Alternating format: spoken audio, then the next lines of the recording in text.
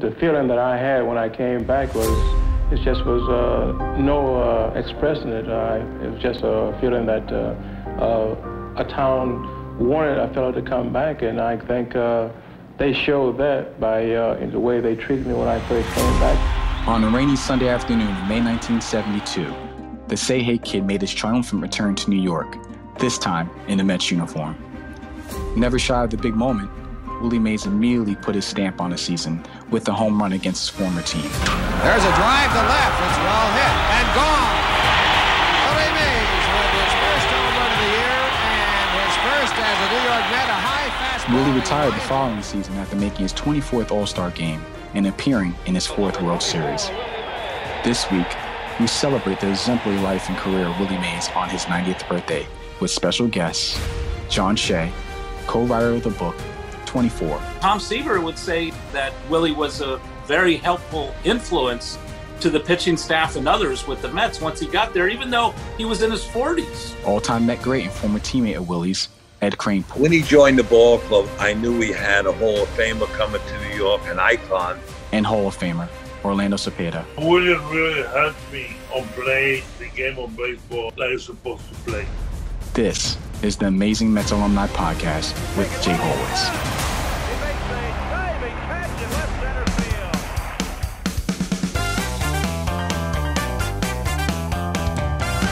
Hi, this is Jay Horwitz with a very, very special edition of the Amazing Alumni Mets Podcast. We're really here to celebrate the 90th birthday next week of Willie Mays, and we're wanted to have the great Orlando Cepeda on, Ed Kranepool, who's a teammate with the Mets, and John Shea, the best-selling author who wrote the book about Time of 24. Before we start, in due confession, I've been with the Mets since 1980, so I've been a Met fan from 1980 to now. But from 1945 to 1979, I was a diehard Giant fan. I loved the Giants. I loved Orlando. I loved Willie. I can remember sitting in my dad's apartment in 1954 watching Willie Mays make the great catch against Vic Wertz in the 1954 World Series. So this is just our way, the Mets' way of honoring the great Willie Mays. I wanted to start off with Orlando if I could. Orlando, what was it like being Willie's teammate for 9 years? What was it like playing with him every day? In 1958, when I first came to the Giants spring training, the first thing that I did was to look for Willie Mays when I walked into the clubhouse. I haven't seen Willie since 1954 when he came to play winter ball in Puerto Rico. As soon as I met Willie, really, because I used to play ball, my father, he was a great ball player. So when I met Willie, he really, really made me think that I want to be a baseball player because watching Willie play was amazing. So I have the pleasure to play with Willie from 58 to 66.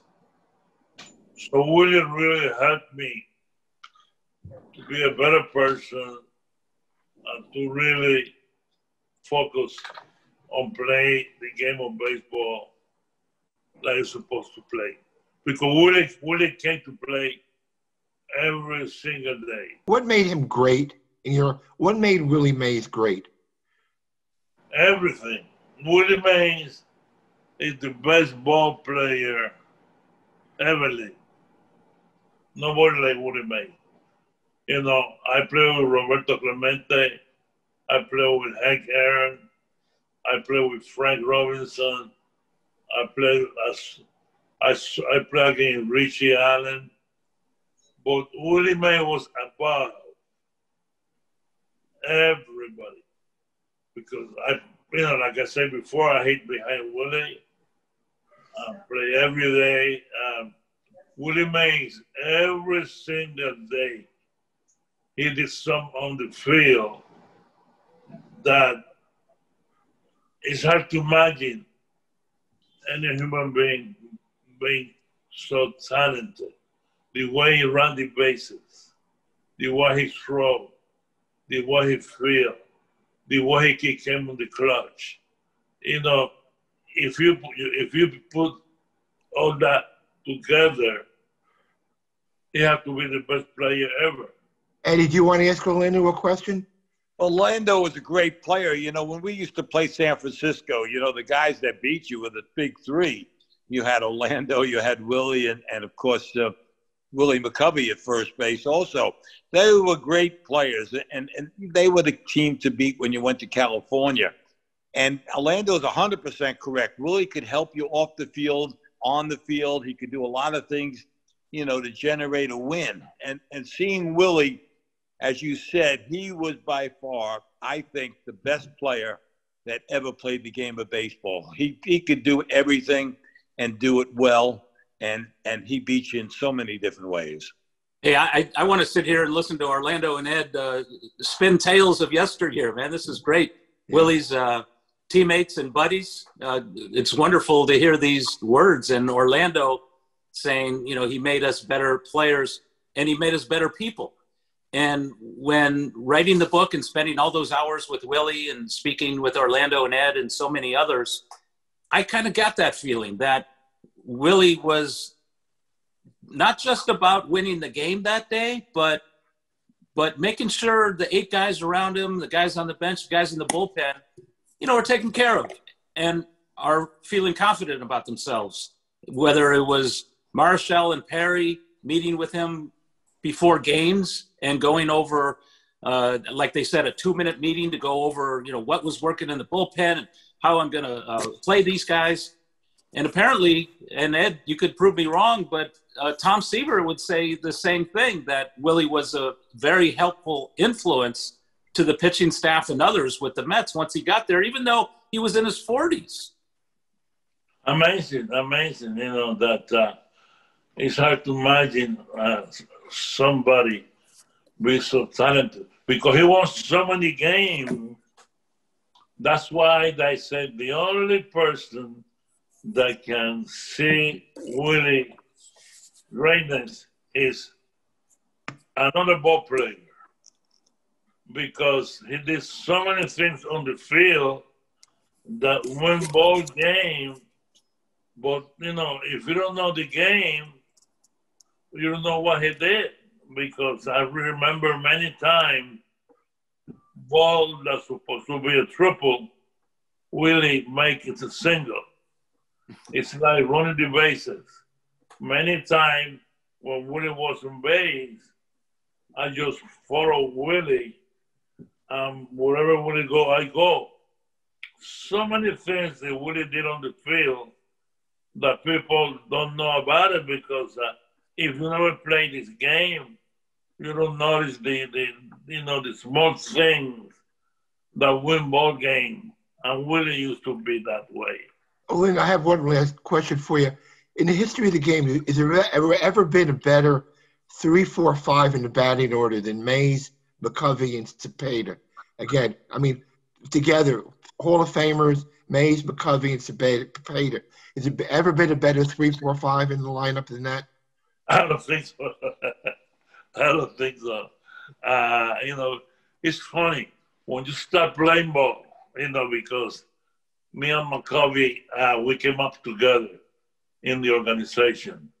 Me and Willie check in the same day when I first came from Puerto Rico in 1955. I mean, awesome, you know, hitting behind Mays and McCovey. And so I'm so fortunate to be able to see them every day, to play with them every single day. And it's amazing. Looking back, it's amazing. Well, I'm very fortunate. Well, Orlando, listen, I really appreciate a couple of minutes this morning, and I appreciate your time. It's an honor for me as a longtime Giant fan to speak to you. And I listened to many games on the radio with the great Russ Hodges. Used to call the games from San Francisco, and it's a real honor to speak to you. I just wanted to, thank you for your time and stay healthy, and I hope to get to see you soon. Likewise, very, very much, and thank you very much.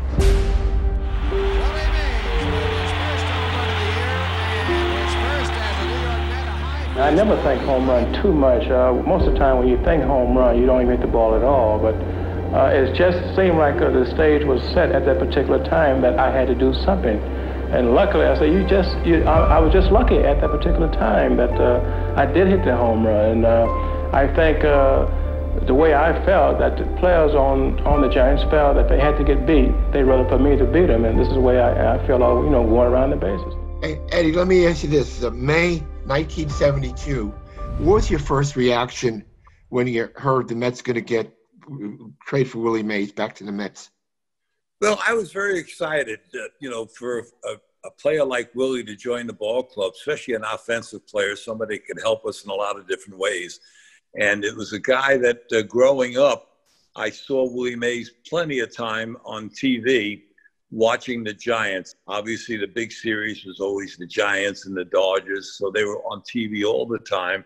So I watched a lot of Giant games. My mom was a Giant fan, so she made me watch Willie. I went to the Polo Grounds growing up. I saw the type of player he was. Every time we went to California, the guys that beat us were the big three. Of course, Cepeda or McCovey or Willie Mays. And he did so many things, both offensively, defensively.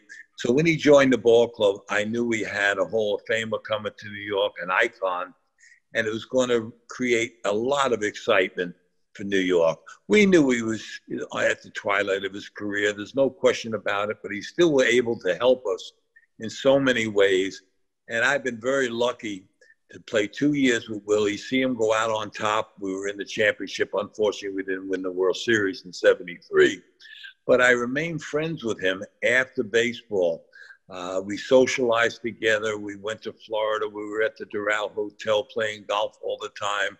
We still talk on the phone. I spoke to him last week. When the guy is 89 and he's the oldest Hall of Famer living, it's scary. It's scary because you're at the twilight, but it's still great to hear his voice. He still has that little boyish giggle in his voice. He gets excited when he wants to talk baseball, and he remembers certain things, and he, creates the joy of the game. He loved baseball, and he was the best. John, let me ask you, from Willie's perspective, did the trade come as a surprise to him? Or, I know 71, the Giants won the pennant, the division, the playoffs. Did the trade back to New York come as a surprise to him? Yeah, he was 40 in 1971. He had a heck of a year. He stole 23 bags in 26 attempts. He had 100 walks. He led the league in on-base percentage at that age. He had 18 home runs. So he was still very productive from the three-hole. But the following May, Horace Stoneham, strapped for cash, Willie Mays making all of $165,000, and Joan Payson, obviously, in love with Willie from her time with the old New York Giants as a minority owner, and now she's a majority owner of the Mets, and was trying to get Willie back anyway, just because she loved him. And yeah, who wouldn't? But so finally the trigger was pulled in May of '72. Charlie Williams and Willie showed up. He hit a home run in his first game against the Giants to win that game for the Mets. And, he's a part-time player, but he led that team in on-base percentage and OPS, which is a combination of, on-base percentage and slugging percentage as a part-time player. So he still had his moments that year. Of course, the next year, the shoulder, the ribs, and the knee. You need the shoulder to throw. You need the knees to run. You need the ribs to hit. And he had all those injuries at different times of the year. His last regular season game was September 9th. And then Yogi, uses him in the playoffs and game one of the World Series with Rusty Staub with a bum shoulder. But the Mets had, right, last place in August, first place at the end of the season. That was a pretty miraculous finish by you guys. And we had a great finish there, but he didn't really contribute at the end. But he contributed overall. We had a lot of injuries in '73, and Willie was part of that injury crowd. Once we got it all together, we were able to platoon and put players out there, and we were very good at doing that. And Willie helped, even though he wasn't playing regularly. He could help on the bench. He could help guys defensively. He worked with your offense, and just having him there, he was a threat and an asset to the ball club. And Yogi then signed him up and, obviously put him out there for the World Series, the start of the game. And he hadn't played. Batting third and playing center field, number 24, Willie Mays. So he hadn't been on the field working out and keeping his legs in shape. And obviously, age caught up with him all at once. But that was just because of lack of activity prior to the World Series. His legs were very weak. Working out in the training room is not the same as being on field conditioning, and that really affected him. But we loved him on the bench, and he did contribute, and he was part of our team, and it was really exciting. He even played some first base the last year, right, Eddie? A little bit. Well, he did. He played. I platooned with him at first base. We had Milner at first base. We all platooned, but when it came to seventh inning, eighth inning, Willie would come off the field and throw me his glove and say, go out on the field. He did not want to put himself in a position defensively at first base where he was going to cost the ball game. He would, even though Yogi didn't react as fast as he could have, when he saw me go out on the field for Willie, he knew he was supposed to make a defensive change, and we did that. So Willie was a smart player. He knew he was an outfielder by trade, and if he was playing first base, it was just because he was trying to help the ball club. And remember, May 30th to 31st, I forget it, 1964, I was there as a doubleheader, 32 innings worth of baseball. You would just come up from the minor leagues, and the Mets won a doubleheader. I mean, the Giants won a doubleheader. I think Willie Mays wound up playing shortstop in that game, right, Eddie? I mean, we had guys all over the place. The only reason the game ended, when it did, I was hoping it went another 20 minutes. It would have started in May and ended in June. John, let me ask you about the book. You're an award-winning writer with the Chronicle for 30 years. How did you get to be able – I'm sure other people wanted to write the book you did. And I must say, I read the book. It's a great book. And you interspersed your stuff and Willie's stuff. How did you come to that format? It wasn't a straight bio like you usually would read.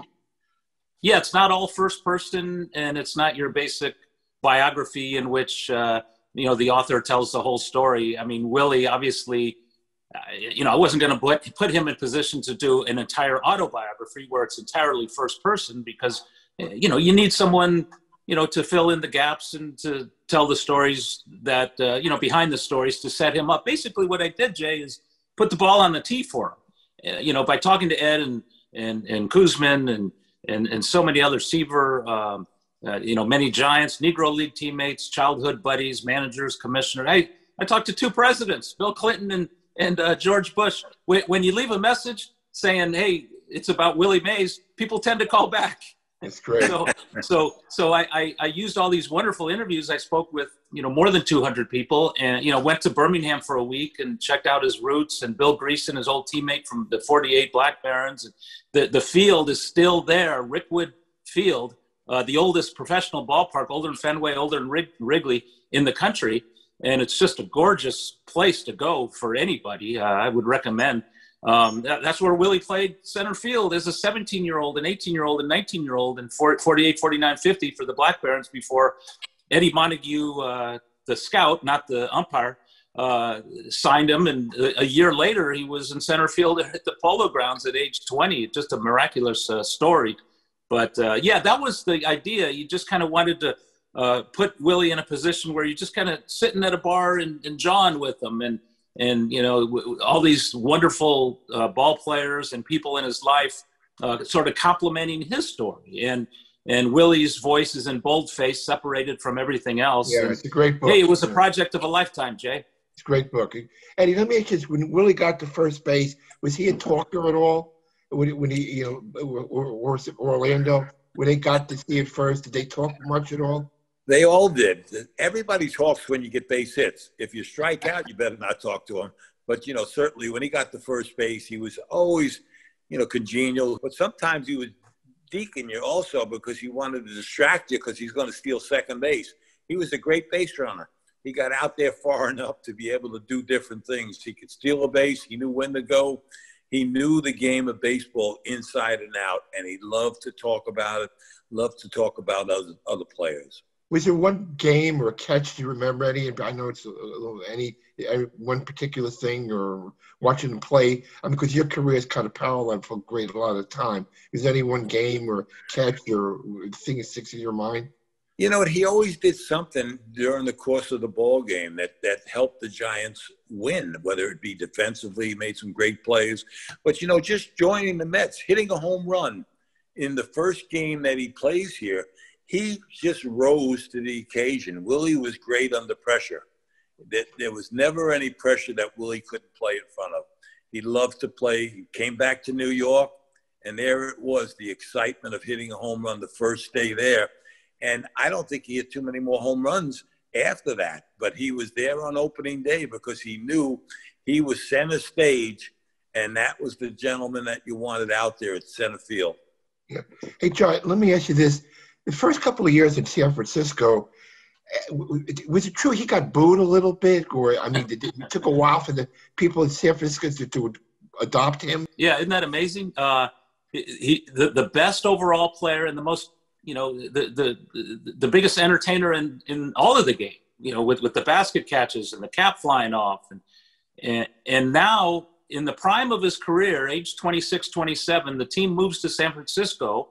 West Coast baseball is created at the major league level. And there were people who sort of resented him being there. So, well, how could you? Well, some old timers who grew up with DiMaggio. He's our center fielder. And not only did Willie, you know, play Joe's position, but he played at Joe's ballpark, Seal Stadium, the first 2 years, 58 and 59.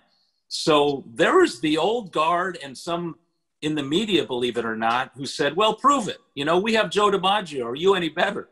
And it took a while, believe it or not. I mean, Willie makes outs. You know, well, Joe never made an out. He never blew a catch. He never did any of that, right?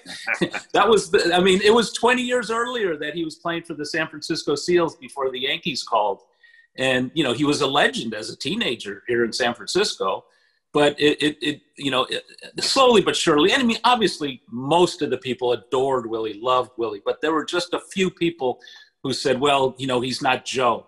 And I think you have to fast forward to the end of the 62 season where Willie really took the Giants and put them on his back and hoisted them into the World Series. There was a best of three because the Giants and Dodgers, 162 games first year in the National League. They went 162, and the Giants-Dodgers tie, and they needed a best of three to decide who wins the pennant and goes to the series.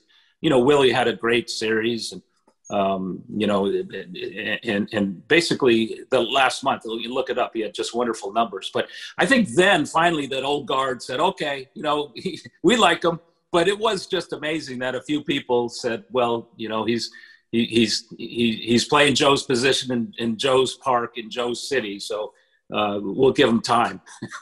I think you're probably correct, and I think that, you know, that since Willie was a star in New York, I think they were looking for their homegrown guys, so they really took to Willie McCovey and they took to Orlando Cepeda. Those were two players who were homegrown. They were San Francisco players from the start. So I think that's really what it was. And it took them a while. But once they realized what they had in Willie Mays, you know, quickly, I mean, they then took to him very, very quickly. Hey, do you remember after he was a coach a little bit, didn't he teach Lee Mazzilli the basket catch? I don't know whether he taught Lee that. Lee really couldn't use the basket catch. He probably followed, you know, Willie and saw him play in the league. But he helped him along the way, you know. But Willie could do it. Nobody could do it like Willie Mays in center field. I tell you what, when the ball went out there, he would get it in left center, right center. He was all over the place. And San Francisco could be the worst ballpark in baseball to play. It's a lot better now with the new stadium being downtown. But out in Candlestick Park, once 3 o'clock came around, that wind came over that hill. It was a terrible stadium. He had to even change. He would have been a better hitter if he didn't have to change his hitting. He had to hit the ball to right center because the wind started blowing to right field. It was very difficult to hit the ball into the left center for a home run. Jim Ray Hart was the strongest guy in the team. he hit balls through the wind, but Willie adjusted to take advantage of the conditions. But Candlestick was a terrible stadium, very cold, very windy, and the pitchers took advantage of that fact. Juan Marichal became very smart, waiting for the wind gusts to come up over the hill, and then when your eyes teared up, he started pitching, and he knew what he was doing. John, let me ask you this. Willie hit 660 home runs. How much did the ballparks hurt him? If he had played a different park, would he have been well over 700? What do you think playing the Candlestick in all those parks hurt his home run production? Yeah, how could you hit 660 home runs and play most of your career at the Polo Grounds and Candlestick Park? I mean, Willie, like Ed said, got used to going to all fields, but nobody hit home runs to center field at the Polo Grounds except for maybe a handful of people over the entirety of its history. So Willie had to pull it or go down the right field line, but it really wasn't a play. I mean, shoot, after he came out of the military in 51, 52, so 54, he wins the MVP. In 55, he has another great year. He hits 90 home runs in his first 2 years after missing 2 years in the military. And he's in his mid-20s. That's his prime. So when you look at 660, maybe you don't have to look at Candlestick Park because we did the research. He actually hit more homers at Candlestick during the Candlestick years than he hit on the road. So, yeah, I mean, he didn't make excuses. Like Ed said, he used that jet stream in right center because when he tried to pull the ball, if he hit a fly ball, it wasn't going to go. You had to hit a line drive right through. That's correct, and that's what Jimmy Hart was able to do. Yeah, and McCovey went the other way. McCovey hit it so hard it didn't matter. But that jet stream for Willie, I guess Leo told him, hey, use it back in 54 when he had the most home runs at the All-Star break, and he was on pace for maybe challenging Babe's record. Leo told him, said, hey, stop hitting home runs. Willie said, what do you mean stop hitting home runs? And he says, well, do everything. Get on base, steal bases, concentrate on defense, make all your teammates better. So that's what he concentrated on the second half, and it was a wonderful season, but his home runs were down. Everything else was up. And, MVP, that was 54. He made the catch in Game 1 against Vic Wertz, and they swept the mighty Indians. But, I don't think – I mean, he would never say that if I played in another park, I could have had Babe's record. But if you look at those 90 home runs after the military and maybe conservatively say he might have hit 60 in the 2 years he served in the military in the Army, 60 plus 60 is 720. So that's 6 more than the Babe. So it might have been Willie who broke the Babe's record initially. I would have loved to have seen Willie Mays in Chicago Wrigley Field with the wind blowing out and the short porches all over the place. There's no question about it. Candlestick Park was not great for a right-handed hitter. If you hit the ball in the air and it was a fly ball, it was not going to carry out. It could carry – if you started it in left field, it could wind up in the right field corner because I never saw wind come out over those hills. And we almost had a ball game canceled because of the wind, because it was dangerous to go out on the field. We were hitting balls to left field and they were winding up in right field. It was terrible to play in Candlestick Park. Nobody liked to play there. Fortunately for us, we only play 2 nights a week in Candlestick. We played Tuesday nights, we played Friday nights, but they were the worst nights of your career. You hated it. Wow. Hey, guys, I really appreciate your time, Eddie. And John Shea's book, 24, St. Martin's Press. Met fans, Giant fans, baseball fans got to buy it. A great book about the greatest player ever lived. And I want to appreciate guys' time, John and Eddie. It's a pleasure for me. I feel like a kid again talking about Willie Mays. Yeah, you're right. You're talking about a good one. Yeah, well, Eddie, thank you. John, thank you for your time and continued success with the book, my friend. My pleasure, Jay. Ed, great to see you, and thanks again to Orlando. This has been wonderful.